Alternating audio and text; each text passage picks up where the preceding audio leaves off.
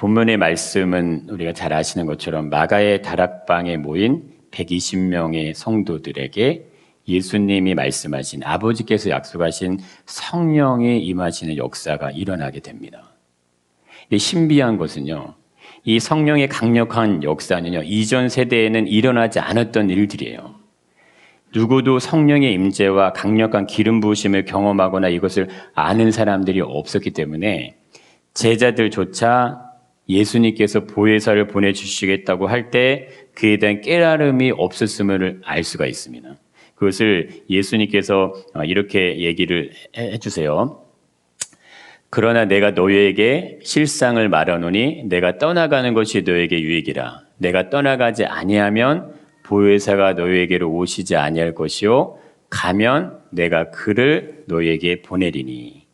그러니까 이 말씀을 하시기 전에 예수님이 제자들의 이 심리적인 상태, 이 마음의 상태를 아시고 이렇게 얘기해 주십니다. 지금 내가 나를 보내신 이에게로 가는데 너희 중에 나더러 어디로 가는지 묻는 자가 없고 드디어 내가 이 말을 함으로 너희 마음에 근심이 가득하도다. 그러고 난 다음에 이제 이 말씀을 해주시는 거예요. 그러니까 예수님은 보혜사가 오시면 너희의 삶이 어떻게 바뀌게 될 것인지를 알고 말씀을 해주십니다. 그러니까 아직 일어나지 않은 일인데 그 일이 생겨나면 어떠한 일들이 벌어지게 될 것인가를 제자들에게 정확하게 얘기를 해주신다는 거예요. 아무리 여러분 뛰어난 미래학자든 예언가든 어떤 사람도 정확한 예측과 그에 대한 결과를 말해줄 수 있는 인물이 역사 이래도 아무도 없었습니다. 근데 예수님은 자신이 가야 할 시간을 아셨고 어떻게 가게 될 것인지도 아셨어요. 그것을 준비하는 과정에서 자신은 자신이 가야 될 길을 가시지만 남겨진 제자들이 가지는 이 심리적인 영적인 어떤 이 불안함, 이 고통, 염려를 다 아시고 계시다는 겁니다. 그래서 그것을 세밀하게 챙기시고 돌봐주시는 모습을 예수님이 보여주신다는 거예요. 그러니까 나는 너희를 버리고 가는 게 아니야. 이 얘기가 담겨 있는 거예요. 제자들에게. 내가 가는 곳으로 두려워하지 마. 내가 가야 하는 이유를 설명해 주시고 말씀해 주시는 거예요. 이 말씀을 때 내가 가야지만 너에게 보혜사가 올 수 있어. 이렇게 얘기해 주시는 거예요. 예수님 우리의 삶에서 일어나는 모든 일들에 대한 어떤 염려, 이 고통, 이걸요 그냥 외면하지 않으십니다. 그러니까 사람들이 이런 말을 할 때가 있잖아요. 신이 계시다면 어떻게 우리에게 이런 일이 일어날 수 있어? 아니 하나님이 계시다면 왜 내 귀에 응답하시지 않는 거야? 이렇게 얘기하는 경우들도 있는데 내가 만약에 예수님을 믿을 수 있다면 그것이 바로 응답입니다.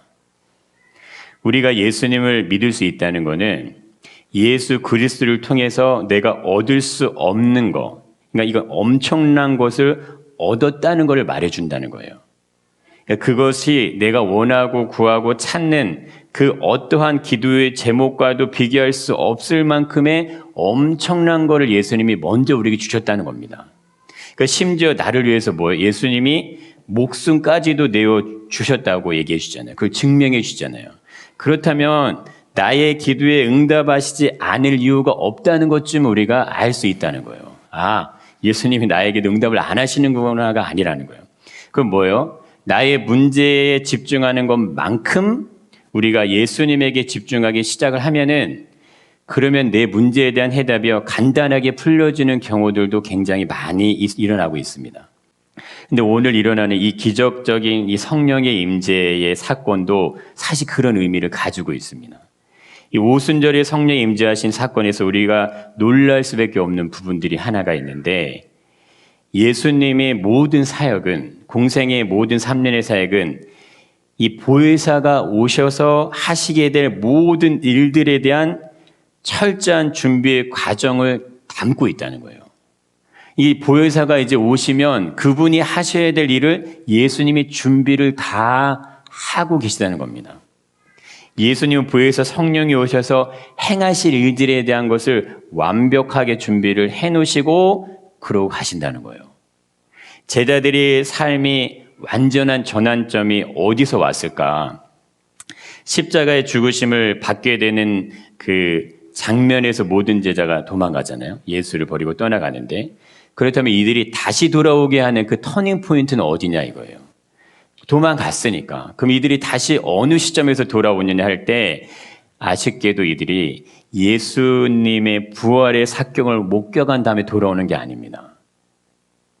베드로는요, 예수님이 부활하셨다는 소식을 듣고도 뭐하러 가요? 고기 잡으러 가요. 갈릴리로 그냥 가요. 제자들도 가요. 부활했다는 얘기를 들었는데도 가요. 빈 무덤을 찾아가서 예수님이 없다는 걸 확인했고 여인들 중에서 예수님이 부활했다는 소식 들었는데도 그냥 간다는 거예요. 이들이 이때까지만 해도요, 그냥 연약한, 그러니까 빈약한 모습을 가진 그냥 평범한 사람인 거예요. 그냥 누구나 똑같은 사람이에요. 근데 예수님을 알고 있고 예수님의 부활을 경험을 했잖아요. 그분의 말씀이 어떻게 이루어지는지를 직접 봤는데, 확인했는데 아직 한 가지 남은 게 있어요. 그것이 바로 보혜사가 임하는 능력을 경험하는 것입니다. 그렇다면 이들은 왜 부활하신 예수님의 모습을 보고서 완전히 돌아서지 못했을까? 이건요, 놀랍게도 예수님이 하실 수 있는 일이 아니라는 거예요. 이 일은 예수님이 하시는 일이 아니고 오직 보혜사가 오셔야지만 가능한 일입니다. 그러니까 육신의 몸을 입고 이 땅에 오시는 일은 예수님만이 하실 수 있는 일이고, 십자가를 지시고 죽으시는 일도 예수님만이 하실 수 있는 일인데, 그런데 마지막이 퍼즐과 같은 한 가지 예수님이 하실 수 없는 일이 있었는데, 그게 제자들을 완전한 부활의 증인으로 권능과 능력으로 충만하게 하는 일, 그건 예수님이 못 하시는 거예요. 그건 오직 보혜사만이 하실 수 있는 능력입니다. 이것은 오직 성령이 너희에게 임하셔야만 가능한 일이라는 것을 예수님이 그걸 정확하게 알고 계시다는 거예요. 이건 매우 놀라운 일입니다. 이건요, 그냥 미스테리, 신비예요. 풀 수 없는 신비라는 거예요. 그러니까 예수님 한 분으로 모든 것이 가능하지 않겠는가? No, 아니라는 거예요. 삼위일체의 하나님이 가지시는 이 신비는요, 사실 측량이 어렵습니다. 너무나 깊고 넓기 때문에. 근데 그 안에 뭐가 있냐면 일치가 있는 거예요. 연합이 있고요. 이 같이 함께하는 이 공동체의 하나됨이 담겨 있다는 겁니다. 이거는 우연한 일치가 아니고 다 뭐예요? 뜻이 있고요. 다 의미가 있고 계획이 있다는 거예요. 와, 이거 놀라운 사실입니다. 그 내용 안에 담겨 있는 것들을 제자들로 하여금 오늘을 살아가고 있는 우리들로 하여금 알게 해주시는 부분이 있다는 거예요. 이거를 너희들이 깨달아라, 이렇게 말씀해 주시는 부분이 있다는 거예요. 하나님께서 역사 위에 어떻게 복음의 능력을 펼쳐가시는지, 이건요, 매우 치밀하게 삼위의 하나님께서 함께 이 일을 이루어가고 계시다는 사실을 우리에게 말씀해 주십니다. 이건요, 하나님이 다 계획하시고 준비하시고 그걸 그대로 실행하시는 거예요. 이거는 지워지지 않고요, 없어지지 않고요, 그대로 이루어집니다. 그대로 이루어지는 구원의 역사에 참여하신 여러분 되시기를 축복합니다. 근데 우리는 일반적으로 어떻게 하냐면, 사실 내가 가장 빛나기를 원하지 다른 누군가가 나보다 더 빛나기를 원하지 않을 수 있다는 거예요. 그러니까 내가 인정받고 싶고 내가 높임받고 싶고 내가 자랑하고 싶은 이 욕심, 이건요, 사람 안에 누구나 다 존재한다는 거예요. 그러나 예수님은 제자들에게, 그리고 오늘 우리들에게 이걸 어떻게 얘기해 주시냐면, 진정한 연합과 일치를 이룰 수 있어야지만, 그래야지만 너희들이 하나님을 경험하고 예수의 부활을 경험할 수 있다, 이거를 알려주신다는 거예요. 너희가 모든 일을 다 할 수 있는 것이 아니다. 너희가 다 하는 게 아니야. 너희는 너희가 할 수 있는 부분까지 하는 거야. 남겨진 부분은 너희를 통해 세워지는 다음 주자 그 일을 하게 될 거야. 너희는 너희들에게 주어진 부분까지만 감당하면 된다. 이거를 알려주신다는 거예요. 그러니까 그러기 위해서 필요한 것이 무엇이겠는가? 결국 그러면 너희들이 해야 될 그 일은 공동체를 세우는 겁니다. 하나님 나라의 공동체가 세워지는 거예요. 공동체는 무엇을 말할까 했을 때, 이건요, 자신들과 같은 제자들을 닮은 또 다른 제자들을 세워나가는 거예요. 그러니까 자신이 할 수 있는 영역에서 그렇게 제자들을 계속해서 세워나가는 일을 하고, 그리고 너희들이 생명에 다해서 죽게 되면 그 다음에 그 제자들이 또 다른 제자들을 세울 거야. 이거는 구약의 역사를 통해 하나님 우리에게 보여주신 비밀이에요. 모세가 모든 일을 다 감당하지 않습니다. 아브라함이 모든 걸 다 감당하지 않아요. 모세는 때가 되면 목숨을 거둬야 돼요. 그럼 그 위에 여호수아가 쓰는 거예요. 여호수아가 다 하지 못한 일을 사사들이 감당하는 거예요. 하나님의 역사는 그렇게 펼쳐진지 믿습니다. 마태복음 28장에 예수님이 승천하실 때 이런 말씀하시잖아요. 그러므로 너희는 가서 모든 민족의 제자를 삼으라 말씀하신다는 거예요. 복음은 일시적인 능력이 아니라는 거예요. 예수님이 다시 오시는 그날까지 이루어지게 되는 능력이고 이 세상을 존재케 하시는 이유가 그 안에 담겨 있습니다. 복음의 능력이 온전히 선포되어지기를 하나님이 기대하시고 그것이 온전히 편만하게 펴져서 땅끝까지 이르러 복음이 증거되는 그때에 예수님이 다시 오시겠다고 얘기를 하신다는 거예요. 이거를 믿으시기 바랍니다. 그래서 이건요 다른 거예요. 왜 다르냐? 인생의 시간은 내가 죽으면 끝나는 시간으로 육신의 시간 찾아오지만요 또 한 번의 시간이 있어요. 그게 예수님이 재림하신 그 시간에 모든 것이 다 완벽하게 정리가 되는 때가 온다는 거예요. 그거를 어떻게 알아요? 그걸 눈으로 안 봤는데 어떻게 알아요? 그거를 성령의 임하시는 역사를 통해 확실하게 증명해 주는 그게 오순절 성령의 역사예요. 여러분 12명의 제자들이 능력으로 땅끝까지 복음이 전해질 수 있는 것은 아닙니다. 예수 이들의 능력으로만 할 수 있는 게 아니에요. 그럼 무엇을 하지 말아야 될까? 이건요 욕심을 갖지 말라는 거예요. 그러니까 너희가 다 하려고 하지 마라. 너희만 높음을 받으려고 하지 말라는 거예요. 모든 사람들이 너희와 같이 나를 온전히 믿고 따를 수 있도록 너희는 그들에게 빛이 되어주고 소금이 되어줘라. 예수님이 이걸 얘기하신다는 거예요. 그래야 세상이 나를 알 수 있을 거야. 그래야 세상이 진리로 나올 수 있어. 이렇게 말씀하시는 거예요. 이 부분에 대해서 예수님이 마지막 요한복음 17장에 제자들을 위해서 이렇게 기도할 때 이렇게 기도하시죠. 나는 이 아버지 앞에 마지막 기도하시는 거예요. 나는 세상에 더 있지 아니하오나 그들은 세상에 입사했고 나는 아버지께로 가옵나니 거룩하신 아버지여 내게 주신 아버지의 이름으로 그들을 보존하사 같이 함께 읽겠습니다. 우리와 같이 그들도 하나 되게 하옵소서. 여기 보세요. 무엇으로 연합과 일치와 하나됨을 이룰 수 있을까? 이게 예수님이 승천하시기 전에 본인이 가지신 마지막 미션, 자신이 하셔야 될 일이에요. 그게 뭐예요? 남겨진 제자들이요 흩어지지 않고 각자가 자기 길로 가지 않고 보혜사가 임하시는 그 현장 안에 들어가 있어라. 너희들이 머물러질 것 거기야. 그거를 알려주신다는 거예요. 그게 이 제자들에게 해주실 마지막 예수님이 하셔야 될 일이에요. 그 안에서 이들이 뭐를 이루냐면 예수님의 말씀처럼 연합을 이루는 거예요.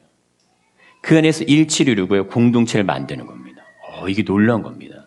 한 10일 정도의 시간이 흘러가요. 마가의 다락방에 임해서 기도하시는 그때 바로 임하는 게 아니고요. 꽤 긴 시간이 일주일 넘는 시간 동안에 그 시간에서 오로지 기도에 힘쓸 그때에 이들을 연합시키고 하나 되게 만들고 공동체를 만든 다음에 그러고 난 다음에 성령이 임하시는 거예요. 이거는 서로를 존대하는 게 생겨나는 거고요. 서로를 존경하는 게 생겨나고요. 서로를 신뢰하는 모습이 생겨나고 난 다음에 성령이 임하시는 겁니다. 이건 놀라운 비밀입니다. 오순절 날이 이름에 그들이 다 같이 항구에 모였더니 이렇게 그 다음에 나타난 역사가 이거죠. 호련히 하늘로부터 급하고 강한 바람 같은 소리가 있어 그들이 앉은 온 집에 가득하며 마치 불이 혀처럼 갈라진 것들이 그들에게 보여 각 사람이 하나씩 임하였더니 그들이 다 성령의 충만함을 받고 성령이 말하게 하심을 따라 다른 언어들로 말하기를 시작하니라. 이때부터 놀라운 기적적인 역사가 벌어지기 시작합니다. 이때 이들 안에 생겨나는 것이요 확신이고 능력이에요. 그러니까 자신감을 생겨나는데요. 이건요 세상이 주는 것이 아닙니다. 근데 반대로 세상을 이긴다는 거예요. 능히 이긴다는 거예요. 물질과 욕망과 욕심과 정욕과 세상의 모든 자랑들로 사로잡혀 있는 사람들을 향해서 예전에는 그러지 못했는데 성령이 임하고 나니까 예수 그리스도가 너희를 위해 죽으셨고 그가 부활하셨다는 걸 담대하게 선포하는 거예요. 모두가 그걸 듣고요 놀라는 거예요. 저들이 갈릴리 사람들이 아니냐? 저들이 촌 사람들이 아니냐? 그런데 저들이 입에서 나오는 말이 하나님의 말씀을 하고 있네? 이걸 사람들이 안다는 거예요. 그때부터 부흥의 역사, 초대교회 역사가 시작된지 믿습니다. 이게 어떠한 핍박과 두려움도 죽음의 공포조차도 막아설 수가 없어요. 그걸 이기는 거예요. 그걸 이기는 강력한 능력이 나타나기 시작하는 겁니다. 이들이 가지는 것은요, 지식도 아니고 철학도 아니고 어떤 삶에 대한 어떤 지혜도 아니에요. 어떤 성공을 원하고 바로 그런 것도 아니라는 거예요. 그냥 우리가 교양 강좌에서 듣는 유능한 어떤 강사가 전해주는 어떤 삶의 좋은 이야기, 그런 차원의 것이 아니라는 거예요. 이들이 직접 경험했고 보았던 뭐예요? 예수가 너희들 위해 죽으셨고 죽음을 이기고 부활했다. 이 부활의 증인으로 세워지는 줄 믿습니다. 자신들이 보고 경험했던 모든 일들에 대한 이 온전한 이해가 언제 시작되냐? 이게 바로 보혜사가 임하는 시점, 거기서 일어나게 됩니다. 그렇다면 오늘을 살아가는 우리에게 초대교회가 보여주는 이 모습이 어떠한 의미로 우리에게 진리를 말해주고 있을까? 세상은 변했고 바뀌었어요. 우리는요, 초고밀도 시대 속에서 살아가요. 그러니까 모든 것이 하나로 연결이 되어 있고요. 지구 반대편에 있는 일들이 지금 우리 눈으로 보여지고 있어요. 인터넷으로 모든 것이 다 오픈이 돼서 그냥 유기체적으로 정말 한 몸같이 사라지는 세상을 살고 있어요. 과학이 있고 기술이 있고 인공지능의 능력을 가지고 있습니다. 그런데 반문할 건요. 그러면 사람이 바뀌었냐 이거예요.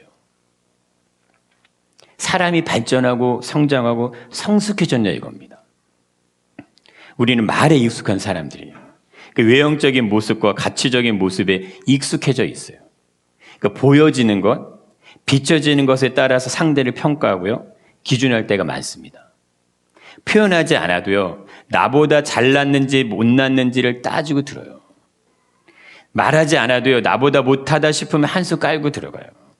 나보다 잘났다 싶으면 고개를 숙이고 들어간다는 거예요. 말은 잘할 수 있습니다.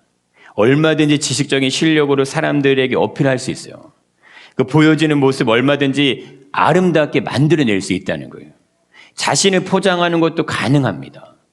그래서 사람들이 뭐 하냐면 그 모습 때문에 기가 죽는 거예요. 그리고 움츠려주는 거예요. 나보다 실력이 출중한 사람 앞에서는 작아지는 거예요. 나보다 능력이 월등한 사람 앞에서 왠지 그냥 초라해 보여요. 그런데 오순절 성령의 강력한 임재하시는 사건을 경험하게 된 120명의 성도들과 초대교회는 그러지 않았다는 겁니다. 오히려 이들에게 너희 안에 이 마음을 품으라 하면서 뭐예요? 그리스도 예수 마음을 품으라고 얘기한다는 거예요. 우리들이 정확히 보아야 될 것이 있어요. 알아야 될 건 뭐냐면 세상을 살아가는 사람들이 자신의 삶으로 자신의 말에 대한 의미를 증명해낼 수 있냐 이거예요. 말하는 대로 정말 그들도 살고 있는가 이거를 봐야 된다는 거예요. 말하는 대로 살고 말처럼 살아지는가. 근데 성도의 삶은요. 믿음의 삶을 말로 살아내는 게 아니라는 거예요. 이건요. 삶으로 살아내는 거예요. 우리는 지식을 믿는 사람이 아니고 능력을 가지는 사람들입니다. 그렇다면 초대교회에 성령이 임하시는 모습을 오늘 우리가 살아가는 우리에게 적용한다면 성경에서 말해주고 있는 의미가 뭐냐? 예수 그리스도가 우리에게 말씀하시는 그 일들, 그 말씀, 그 이야기, 성령이 오늘날 우리에게 말씀해주고 가르쳐주는 그 말씀 그대로 너희들이 세상 속에서 그거를 살아내라 이걸 얘기한다는 거예요. 그래서 그들로 하여금 그거를 알게 해라 이걸 말씀하신다는 거예요. 이것이 어떻게 가능하겠습니까? 예수님은 이 부분을 아셨다는 거예요. 제자들에게 예루살렘에 머물러 있으라 말씀하신 이유가 거기 있다는 거예요. 너희들의 모습으로 그걸 할 수 없어. 그걸 아신다는 거예요. 아버지께서 약속하신 것을 기다려 그 약속대로 이루어지면 그러면 그것이 가능하게 될 거야. 할렐루야. 성령의 능력이 이 세상을 이기게 하는지 믿습니다.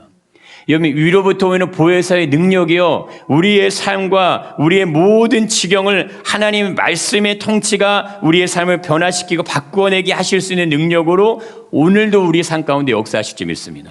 그 성령의 은혜를 타고 가는 것 그것이 교회가 해야 될 일이고 교회가 가지는 능력이에요. 그렇다면 우리가 어떻게 해야 될까? 보세요. 우리는 더더욱 약속하신 성령의 능력과 기름 부으심이 절대적으로 필요한 존재입니다. 그것이 없으면 우리는 그냥 허수아비에 불과할 수 있다는 거예요.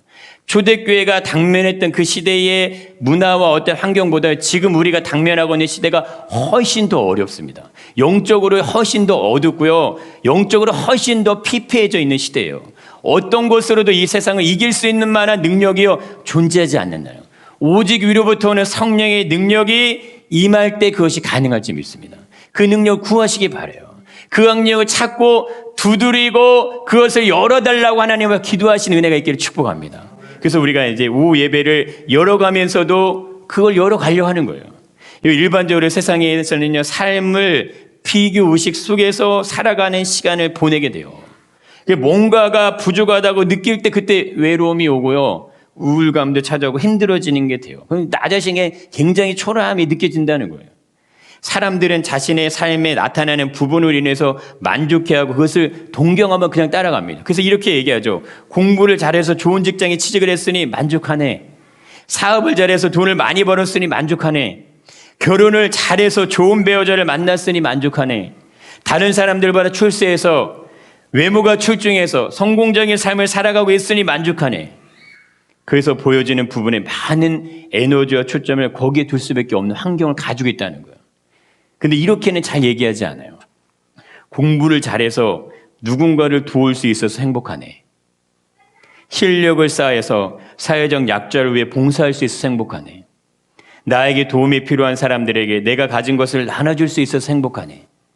내가 가진 재산을 가난한 사람들과 함께 나눌 수 있어서 행복하네. 일반적으로 사람들은 자신의 만족을 위해서는 열심히 살아가지만 모두의 행복을 위해서는 함께 수고하지 않는 시대를 우리가 마주했습니다.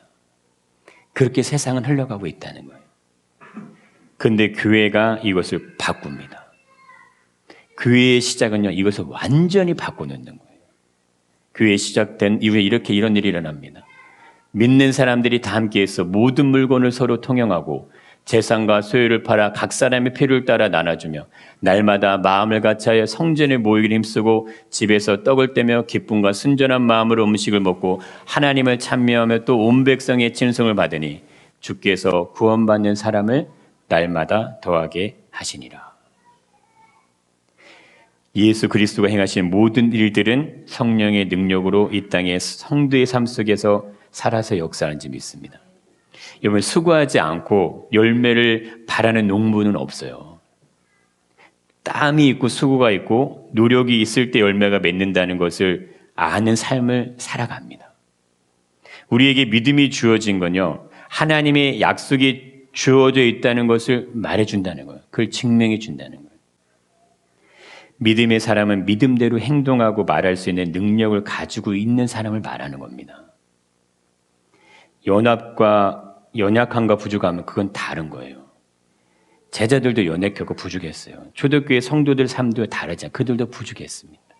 그러나 그들과 우리가 다른 점은 성령의 능력 앞에서 우리 연약함과 부족함이 온전히 다스려질 수 있느냐 하는 거예요. 내 안에 온전한 성령의 다스림이 일어나게 해줄 수 있느냐, 이게 다르다는 거예요. 의지적으로 교회의 시작은요, 성령의 역사를 통해서 이루어지지만 이건 강제적인 게 아닙니다. 모든 삶의 결정과 선택은 전적인 성도, 교우들의 선택과 결정으로 행해지는 거예요. 누가 시킨 게 아니라는 거예요. 이건요, 누가 시켜서 행해지는 것이 아니라는 거예요. 자신의 재산과 소유를 팔아 각 사람의 필요를 따라 나눠주는 거, 이건요, 강제적인 것이 아니기 때문에 누가 시켜서 할 수 있는 일이 아니기 때문에 전적으로 자신들이 자발해서 일어나는 삶의 모습이라는 거예요. 자신들 안에 그것이 자연스럽게 되어지는 겁니다. 참 놀라운 거죠. 따지고 개선하고 손해가 있는지 없는지 그거 생각하지 않아요. 내가 가졌으니까 필요하러 하는 사람들에게 그냥 나눠주는 거예요. 왜? 그들에게 나눠주면서 그들과 우리가 하나로 서로가 연합된 공동체를 자연스럽게 이루어가는 거예요. 근데 그것에 뭐가 있어요? 기쁨이 일어난다는 거예요. 삶에 대한 서러운 도전과 희망이 막 생겨나는 거예요. 서로에게 힘이 되고요. 서로에게 든든한 버팀목이 되어주는 거예요. 너나 나나 할 것 없이 복음의 능력 안에서 높낮이의 차별이 없는 거예요. 실력이 있는 자 없는 자 그런 차별 가지지 않아요. 부자와 가난한 자 그 차별 없어요. 열등하지도 않고 우월하지도 않다는 거예요. 그들을 서로가 존대하고 서로가 존중하는 그 모습이 생겨난다는 거예요. 아니 그런 그런 세상이 어디 있습니까? 성령이 임하신 능력을 생겨난 교회에서 그게 행해지는 겁니다. 이런 일들을 가능하게 하는 모든 준비를 하늘에서 내려오신 그분이 보여주셨다는 거예요. 예수 그리스도가 보여주시는 거예요. 예수를 보고 그분이 했던 그 일을 그대로 제자들이 하는 겁니다. 120명의 성도들의 그 일을 행하는 거예요. 자신의 유익을 구하고 다른 사람의 부족함을 비판하고 가진 사람들 편에 서서 그들과 함께 인생의 삶을 목적으로 살아가는 예수님의 삶이었다면 이런 일이 일어나지 않죠. 그래서 구원은요, 뭐라 표현할 수 없는 차원이 다른 엄청난 은혜가 담겨 있는 겁니다. 그냥 우리가 이 땅에서 나 예수님 믿고 구원받고 천국 가면 되지, 이게 아니라는 거예요. 삶이요, 완전히 다른 모습으로 빛된 모습으로 바뀌어져 있는 거고 인생의 모든 그림들이요 그렇게 사라져 가는 능력이 임하게 해주신다는 거예요. 예수가 살아갔던 삶을 따라갈 수 있는 충만한 능력이 부어지는 그 현장 가운데 제자들이 있는 그곳에 보혜사가 임하는 능력, 그것이 교회를 세우고 하나님 나라를 세우는지 믿습니다. 그 은혜를 구하시고 사모하시길 바랍니다. 무엇을 구하고 무엇을 찾냐에 따라서 인생은 달라지는 거예요. 가부와 고아와 나그네 연약한 죄인들과 창녀 세리, 예수님이 이들에게 무관심하지 않았다는 거예요. 이들을요 무시하지 않았어요. 위로하고 친구가 되어주시고 그들에게 먹을 걸 주시고 그들이 아프면 함께 아파하시고 힘이 있다고 해서 그들을 막 의지하고 힘이 없다고 해서 이게 아니라는 거예요. 이걸 누가 봤어요? 제자들이 본 거예요. 120명의 성도들이 그걸 봤다는 거예요. 그렇게 하기 때문에 서로가 용납하고 받아주고 사랑하고 이해하는 것이 만들어졌다 이겁니다. 오순절 성령의 임재는요, 그렇게 초대교회가 믿을 수 없었던 예수가 정말 나를 위해서 나의 죄를 위해서 죽으셨고 나를 죄를 대신해서 사망 권세를 이기시고 부활하셨다는 사실, 이거를 누구도 믿지 않았어요. 그거를 이해할 수도 없고 알 수도 없었다는 거예요. 근데 그거를 성령이 임하심으로 알게 하고 깨닫게 하고 하늘의 비전이 임하는지 믿습니다. 성도들의 삶이요 하나님이 원하시는 지경의 삶의 눈으로 열려지기 시작하는 거예요. 이 땅의 것이 전부가 아니고 우리가 살아가는 일생의 삶이 이 삶의 모든 초점이 있는 것이 아니라는 것을 예수님이 알려주셨는데 그것을 비로소 이들이 깨닫는 거예요. 알게 되는 거예요. 교회는 그런 능력이 가지고 계신지 믿으시기 바랍니다. 이 땅에는요 잠들어 있는 영혼들, 회개하고 돌아와야 될 영혼들이 수없이 많이 잠들어 있고요 죽어져 있어요. 누가 과연 그들을 품어낼 것이며 누가 과연 그들을 주께로 돌아오게 할 수 있냐 이거예요. 그들을 향해서 눈물을 흘리고 그들을 향해서 아픔을 품고 그들을 향해서 슬픔을 간직한 채 그들을 함께 중보하고 기도하고 하나님의 뜻이 하늘에서처럼 이 땅에 이루어지길 원합니다. 간절히 구할 수 있는 기도를 누가, 어느 교회가 그걸 할 수 있냐 이거예요. 그걸 하는 그곳에 하나님의 성령이 임재하실 줄 믿습니다. 그럼 이거 다른 겁니다. 왜 다르냐? 약속이기 때문에 다르다는 거예요. 일어나지 않는 일에 대한 얘기가 아니고 일어난 일, 일어나야 될 일, 앞으로 펼쳐야 될 그 일을 교회에게 주시는 거예요. 성도에게 주시는 거고 우리에게 사명으로 맡기시는 거예요. 인생의 삶을 너희들이 원하고 바라고 기대하는 것만 가지고 살면 그냥 그렇게 사라지는 거예요. 어쩌면 한 달란트 받은 사람처럼 사는지 모르겠어요. 그렇지만 주께서 우리에게 주신 그 은혜를 갑절의 값으로 주님 앞에 남기고 주님 품에 갈 때 잘했다 착하고 충성된 종, 내가 작은 일에 충성했으면 내가 너에게 더 큰 것들을 맡기노라 말씀하실 수 있는 은혜를 경험하시고 축복합니다.